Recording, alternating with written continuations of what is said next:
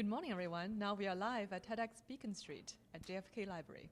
We are honored to have Josh Simpson here with us, who just gave a talk about making glass. Hi, Josh. We are so honored to have you here. Good morning. Good morning. So tell us about how did you get interested in making glass in the first place? Sometimes I think it was just a total accident. When I was in college, they had a deal where you could leave for the month of January and do anything you wanted to do, provided that it was somehow academically redeeming. And I convinced the dean that it would be academically redeeming to go learn how to blow glass in Vermont.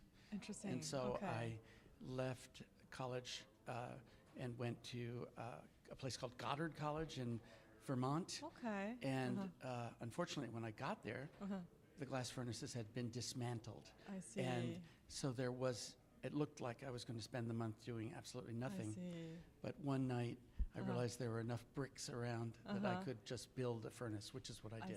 I see. So your curiosity led to the glass making, and then you accidentally fell in love with glass making. Well, I did. Once I started to blow glass, I instantly fell in love with it. I see. It's the most amazing thing in the world. It's so frustrating to do. Right. But what happened was I actually decided to drop out of college. Oh, I had finished all my requirements except for one course my senior year, and I took a year's leave of absence, and I rented 50 acres of land for $22.50 a month.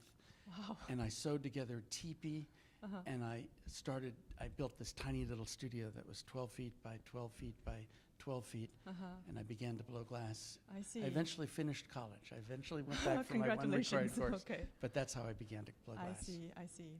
Awesome. That's a wonderful story that fortunately you didn't share on the stage, but now we get a chance to share in the after talk. So what's your kind of tips or suggestions for cultivating the next generation glass making artists?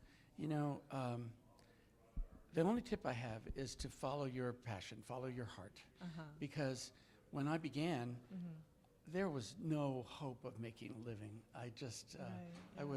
I actually, at the very beginning, the only reason I survived the first winter was because a local store wanted to trade soda fountain glasses for sacks of chickpeas. So I got 50-pound sacks of chickpeas in exchange for making soda fountain glasses, which started me making goblets later that did start to sell. I see. So if you're just starting out, you should just try to understand that you're going to starve for a while and just follow your heart. Keep doing it. So are you holding any workshop or any kind of schools for glass making? Over the last 47 years I've been working, and I've taught many times at Snow Farm School in Western Massachusetts and the Corning Studio in Corning, New York, and at Haystack and Penland. Those are great craft schools. I see. Awesome. That teach glass blowing. Okay. So now, if we may invite you back in 2 or 3 years, what would you wish that you could tell us that your next project will be? Well, there are lots of different projects. One is, for the past 40 years, I've been hiding my planets around the world. I've hidden them in everywhere from Antarctica to the North Pole to the catacombs in Paris. I like the word hiding. And they're meant to be maybe never found. But so that's one project. The other project is to try to explore ancient glasses.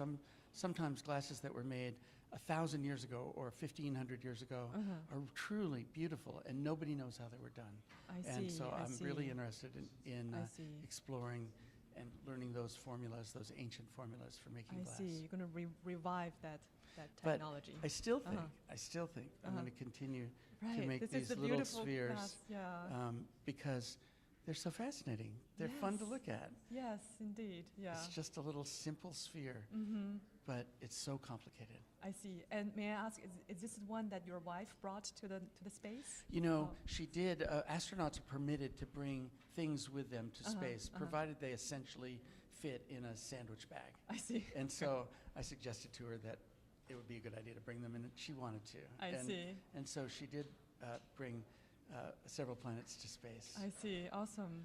That's very inspirational. And it's great for me because originally the inspiration for making them is the photograph that the Apollo astronauts took of our Earth floating like a little blue marble in the black void of space. Right. That photograph made me think to start to make these. I see. Interesting. Okay. So is there anything that you'd love to share with the audience that you didn't have the time? You know, well, on the I stage? love exploring these objects.